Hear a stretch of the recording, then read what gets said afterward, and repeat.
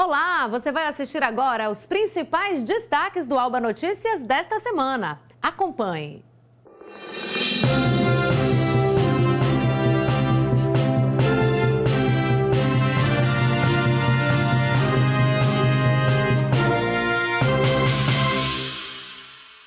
Na última quarta-feira, o ministro do Tribunal Superior do Trabalho, Cláudio Mascarenhas Brandão, foi homenageado aqui na Alba. Ele foi agraciado com a Comenda 2 de Julho, a mais alta honraria concedida pelo Legislativo baiano. A iniciativa foi do deputado estadual Bobô. Veja como foi na reportagem de Maiane Nogueira. Cláudio Mascarenhas nasceu na cidade baiana de Rui Barbosa e até chegar ao cargo de ministro do Tribunal Superior do Trabalho, viveu histórias de luta, superação e conquistas. Ele recebeu na manhã desta quarta-feira a Comenda 2 de Julho, maior honraria do Legislativo. O deputado Bobô explicou por que propôs a sessão e a homenagem. Uma história de vida muito forte, começou na luta, no trabalho, no dia a dia, filho do interior de Rui Barbosa e cresceu, hoje ministro do Supremo, quer dizer, isso mostra a sua força, a sua coragem, a sua determinação e suas conquistas pessoais de vida. A presidente do Tribunal Regional do Trabalho, Maria de Lourdes Linhares, destacou porque o ministro é merecedor da comenda. Vivo com o doutor Cláudio há uns 36 anos, nos conhecemos estudando para concurso, ambos servidores do TRT, que começamos, tanto eu como ele, como servidores. Ele passou no concurso antes do meu, mas sempre foi uma pessoa dedicadíssima, estudiosíssimo, perfeccionista em tudo que faz e muito, muito assim, apaixonado pela área trabalhista, pelo direito do trabalho. É um juiz, um magistrado maravilhoso, ele sempre foi. Depois passou a desembargador da casa e logo depois foi para o TST como ministro, mas sempre muito reconhecido nacionalmente. Generoso, o homenageado diz que a honraria chega para contemplar não apenas ele, mas todos aqueles que atuam na Justiça do Trabalho, colaborando para a melhoria do país. O sentimento é de honra na condição de baiano, na condição de quem teve toda a sua formação e a sua trajetória profissional na nossa terra, ser distinguido com a maior condecoração da Assembleia Legislativa do Estado da Bahia, de fato é uma honra sem igual. Eu me sinto profundamente honrado e digo que esse reconhecimento não é meu pessoal, é de todos aqueles que de uma forma ou de outra contribuem com a justiça da Bahia e do Brasil. O Tribunal Regional Eleitoral da Bahia reuniu esta semana representantes de partidos políticos, coligações, emissoras de rádio e TV para sortear a ordem de veiculação da propaganda em rede no horário eleitoral gratuito.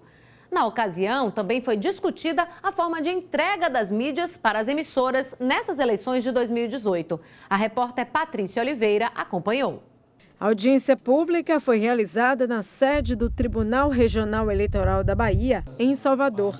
Através de sorteios, o TRE da Bahia definiu o plano de mídia do Estado para a propaganda eleitoral em rádio e TV nas eleições deste ano, que começa a partir do próximo dia 31 de agosto. É uma definição da ordem de veiculação das emissoras e da ordem também de veiculação de candidatos e coligações, sem falar também na distribuição do tempo, né, de cada um. 5 emissoras de TV e 5 de rádio foram sorteadas nesta ordem para gerar a transmissão do horário eleitoral na Bahia. Terças, quintas e sábados, as campanhas serão exibidas para presidente e deputado federal. Nas segundas, quartas e sextas, para governador, deputado estadual e senador. Nós temos 35 dias de propaganda e nós temos que fazer uma ordem de veiculação. O último a ser sorteado de cada cargo será o primeiro do dia seguinte e assim sucessivamente se seguirá a ordem. Na TV, os horários serão de 1 a 1h25 da tarde e das 8h30 às 8h55 da noite. No rádio, os horários serão das 7 às 7h25 da manhã e do meio-dia a meio-dia e 25. Deve ser concluída até o mês de setembro a restauração de um dos painéis de Caribé em Salvador.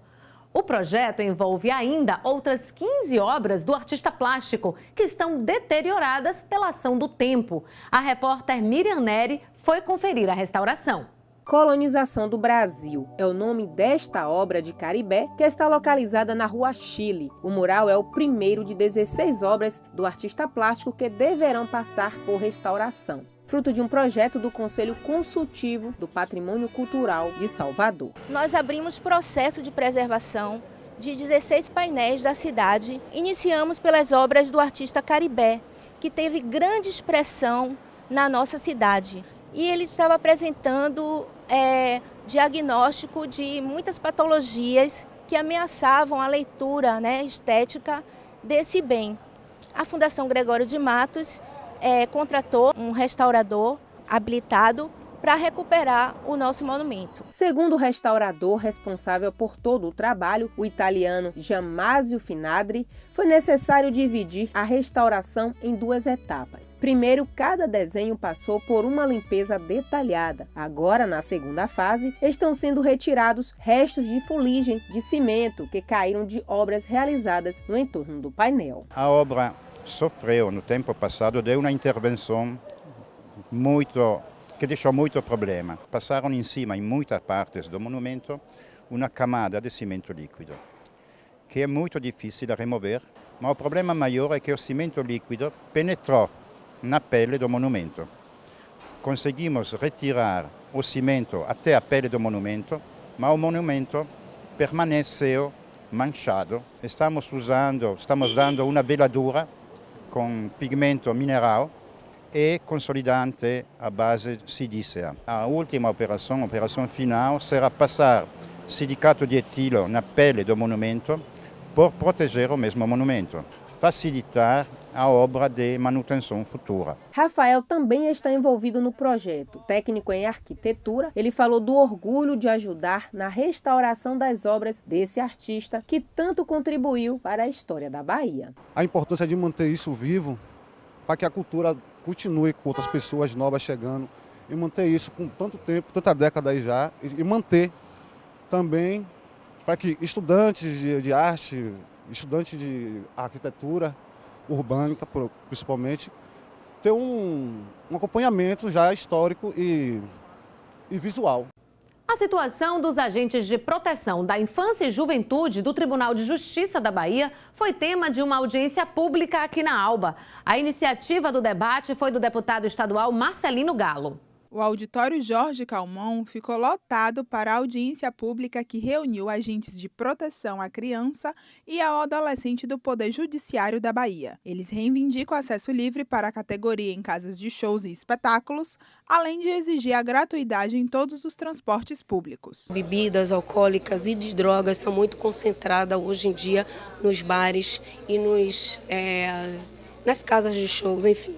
Então, o papel do agente de proteção é fiscalizar para estar combatendo esse tipo de crime. Lenilda também falou sobre 3 projetos de lei apresentados na Alba pelo deputado Heber Santana no último dia 14. Segundo ela, os PLs atendem às necessidades da categoria, mas reitera que ainda há uma pendência ao acesso livre desses profissionais no metrô. Eu cumpro mandatos, eu cumpro busca e apreensão, então, se a gente cumprir mandatos, a gente precisa se locomover na cidade.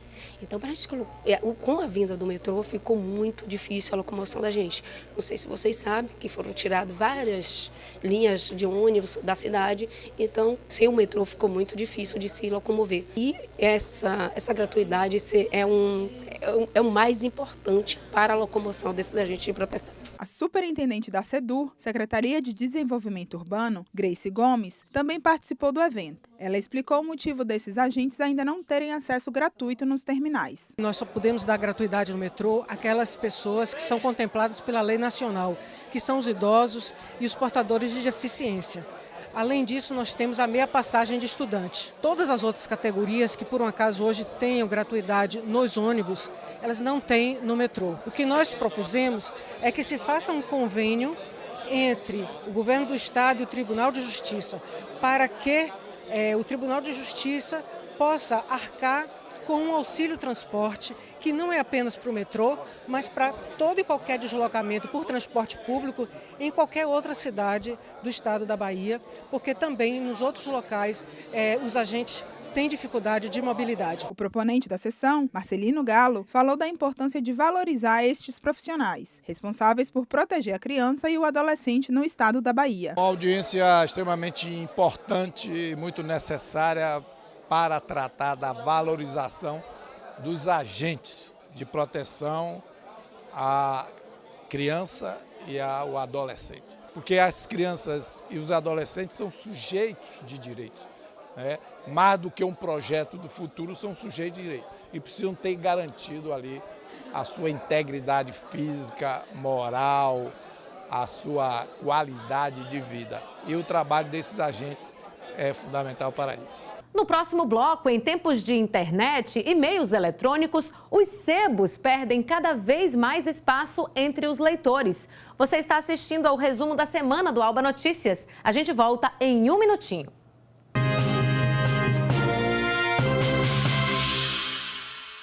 Os sintomas da malária trazem muitos incômodos e impossibilitam as atividades simples do dia a dia. Em caso de mal-estar, dor de cabeça, febre e calafrios, não resolva sozinho. Procure uma unidade de saúde. Faça o exame. Caso seja malária, realize o tratamento completo. Essa é a única forma de alcançar a cura e proteger todos à sua volta. Malária. Faça o tratamento até o fim. Sem a doença, você vive muito melhor. Ministério da Saúde. Governo Federal. Ordem e progresso. Todos nós queremos um transporte público de qualidade, mas a mulher quer mais. A mulher quer respeito. Transporte público, direito de todos. Meu corpo, direito só meu. Em 2017, 4 em cada 10 mulheres sofreram assédio sexual no Brasil. 22% dos casos ocorreram no transporte público. Isso precisa mudar. Denuncie.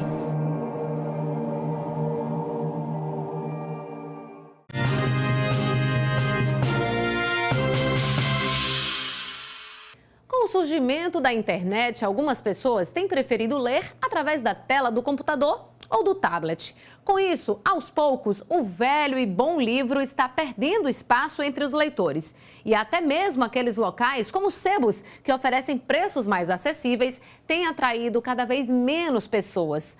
Na reportagem de Miriam Neri, você vai saber mais sobre a história do sebo no país e na Bahia e como os proprietários desses espaços têm lidado com este cenário. Salvador, cidade de todos os cantos e encantos, terra de belezas naturais e de grandes ícones da literatura brasileira, como Castro Alves e Jorge Amado. Mas não é só isso. Essa terra também nos reserva muitas curiosidades. Pois é, agora você vai conhecer e aprender a origem da palavra sebo. Nas ruas, as pessoas têm conceitos diferentes. A senhora sabe o que significa a palavra sebo? Sebo é onde vende livros usados? Acho que é isso. Um resíduo que sai de algo ou qualquer coisa, tipo assim, um sebo de uma carne, é o resíduo daquela carne, tipo uma gordura. É o local onde nós compramos livros usados, né? Livros antigos. Relatos históricos revelam que no século XVI não existia luz elétrica. Por isso, as pessoas utilizavam a vela para a leitura. Naquele período, as velas eram fabricadas com gordura e, por isso, originou-se a palavra sebo. Mas, na realidade, existe uma contradição nesse conceito. Antigamente, os amantes da leitura iam para todos os lugares, levando um livro debaixo do braço, o que o tornava ensebados, ou seja, por causa disso levava o nome de cagacebos. E com o passar dos anos, a livraria que vendia livros usados recebeu o nome de sebo. Justamente essa história é porque você compra o livro novo e vai ler o livro, folhear o livro, pega com a mão suja. Porque tem gente que realmente, a educação manda, antes de pegar o livro, lavar as mãos e depois também lavar as mãos.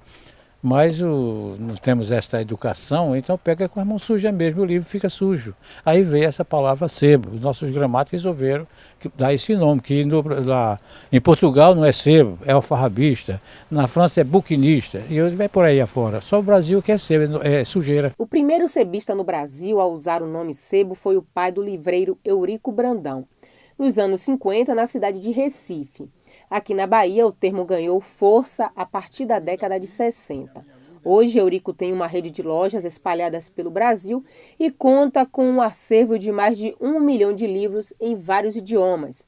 alemão, espanhol, inglês e principalmente português. Tenho alegria de, num ramo que naquela altura era tão desprezado, criticado, mal informado, e hoje eu passei a ser, compreendeu, no Brasil, modesta parte, o pai do sebo. Outro sebo é o de José Ivaldo, que após aprender o ofício com um amigo, resolveu montar uma loja no centro de Salvador. Ele diz que com a experiência conquistou um acervo de mais de 40 mil obras. For analisar, desenvolve um trabalho social, né? Porque o livro tem que circular. Então, se o cliente procura o sebo é porque realmente na livraria Livros Novos ou o livro está caro ou não está encontrando, está esgotado. Então a gente faz essa ponte. Os sebos são locais históricos, mas aqui em Salvador, aos poucos a população tem deixado de frequentar o local. Seu Eurico Brandão ressaltou que depois do surgimento da internet, o Sebo Brandão, por exemplo, vem passando por dificuldades. Os clientes praticamente sumiram e ele não sabe até quando vai conseguir manter o estabelecimento aberto. Em 2010, esta casa aqui era uma casa que de 8 da manhã às 18 horas estava sempre cheia de clientes. A internet simplesmente tirou todo esse pessoal. Você já está aqui mais ou menos mais de uma hora, aqui não entrou ninguém. Aí tem dia aqui não entra uma pessoa, porque o preguei hoje compra tudo pela internet. Por enquanto, ainda existem clientes cativos dos sebos, como esse professor de filosofia. Por ser amante dos clássicos da literatura, Alexandro não perde tempo e frequenta o local praticamente todos os meses. Ele diz que as obras, além de estarem em boa conservação, têm um preço bastante acessível. A busca do conhecimento, certo? Também na minha área eu sempre busco a melhor edição para os livros, certo? E também esse retorno, certo, que o sebo me dá em questão de custo-benefício. Você já ouviu falar de Destination Wedding? Traduzindo, destino para casamento. O novo formato se tornou uma tendência mundial que está ganhando cada vez mais força no Brasil. A prática é escolhida por casais que desejam viver uma experiência diferente, seja a dois, com a família ou amigos mais próximos, unindo um momento especial, que é o casamento, a uma viagem inesquecível. E a Bahia vem se tornando um destino cobiçado entre os noivos. Saiba por quê. O som e o visual do mar, a sensação de pé na areia e da brisa batendo no rosto. Não tem como negar, um cenário como este tem tudo a ver com a situação romântica. Casar na praia pode ser o sonho de muita gente, mas o que acaba desmotivando é a ideia do alto custo para realizar a festa. E muitas vezes os noivos são obrigados a escolher entre fazer uma cerimônia ou fazer uma boa viagem de lua de mel. Mas com Destination Wedding não é preciso fazer essa escolha. Os noivos podem ter a cerimônia dos sonhos e ainda desfrutar de um lugar paradisíaco. E a Bahia, com suas belezas naturais, vem se tornando um lugar cobiçado para realizar as cerimônias de casamento. A notícia é ótima para diversos segmentos. Em meio à crise, o setor de casamentos é um dos que mais tem contribuído para a economia brasileira. Segundo o Instituto Brasileiro de Geografia e Estatística, no Brasil, acontece mais de 1 milhão de casamentos por ano. Isso significa uma média de 13 mil casamentos por dia. E os números não param de crescer. De acordo com a Associação Brasileira de Eventos Sociais, a Abrafesta, em 2017 houve um aumento de 25% no setor. Em Salvador, além das praias, as igrejas também são um atrativo. São mais de 300 igrejas só na capital. É um setor muito representativo na economia nacional, movimenta cerca de 15 bilhões de reais ao ano, segundo dados da Abrafestas, e a gente sente que Salvador tem um potencial muito grande para capitalizar esse segmento na cidade. Nós temos igrejas seculares muito belas, e temos também toda a infraestrutura, junto a essas igrejas que podem oferecer festas muito significativas e atraentes para os noivos. Pensando nessa alta do mercado, foi realizada aqui no estado a ação Casar e Amar na Bahia, que partiu da ideia de fornecedores baianos de realizar o sonho de um casamento a dois no litoral. Casar na praia é um dos modelos de casamento mais românticos que o casal pode escolher. E a Bahia ela conta com os melhores profissionais nessa modalidade de casamento, que é o casamento a dois. Dizer sim em um dos paraísos do litoral baiano foi mais que um sonho para nós. E contar com toda a estrutura que a Bahia tem para nos oferecer foi o melhor de tudo isso. No evento também foi lançada a coleção 2019 do estilista baiano Elcimar Badur, que se inspirou nas belezas do litoral do estado para criar belos trajes para a ocasião. Ele conta que as novas tendências também têm influência na busca das noivas pelo vestido ideal. As noivas agora estão bem mais modernas, estão usando mais transparência, leveza nos vestidos. A questão ainda continua, as noivas românticas que querem ser princesas, rainhas, continua assim. Porém, essa nova tendência de casamento na praia, os mini-wed, a pessoa quer uma coisa mais, a roupa mais leve, que lembre praia, que lembre a Bahia, por exemplo. A Bahia está sendo inspiração para as noivas no Brasil, graças a Deus. Isso é maravilhoso. Diante de tudo isso, não dá para duvidar de que o amor continue em alta, que venham mais casamentos, de preferência nos cenários da Bahia. Eu quero me apaixonar todo dia até morrer. Você foi convocado para ser mesário e quer saber se pode recusar esse chamamento?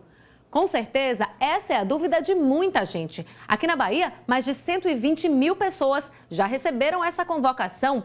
E a repórter Miriam Neri foi conversar com o presidente do TRE Bahia para saber mais informações sobre esse assunto. Confira. As eleições estão se aproximando e com o objetivo de facilitar para você eleitor na hora de exercer a democracia, foram convocados 123 mil mesários aqui no estado.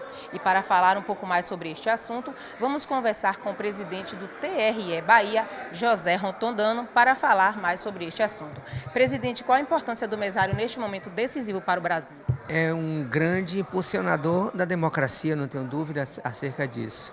Como você ressaltou, são 126 mil eleitores que são convocados para trabalhar nas eleições como mesários. Sem a participação desse eleitorado, a democracia não se realiza em toda a sua plenitude, porque esse é um trabalho voluntário, é um trabalho de grande relevância para que a eleição ocorra. Então, aproveitando inclusive o ensejo, nós estamos conclamando ainda a possibilidade de que pessoas se inscrevam para exercerem essa atividade no dia do pleito, que é de suma importância, como eu disse, e ainda estamos convocando, tendo visto alguns que desistiram, outros que têm impedimento legal, que não podem participar do pleito nesse trabalho.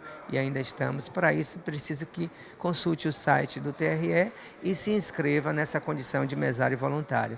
Nós temos um exemplo clássico e muito bom a ser expandido e ser dito à sociedade, Vitória da Conquista. 100% dos mesários foram mesários voluntários.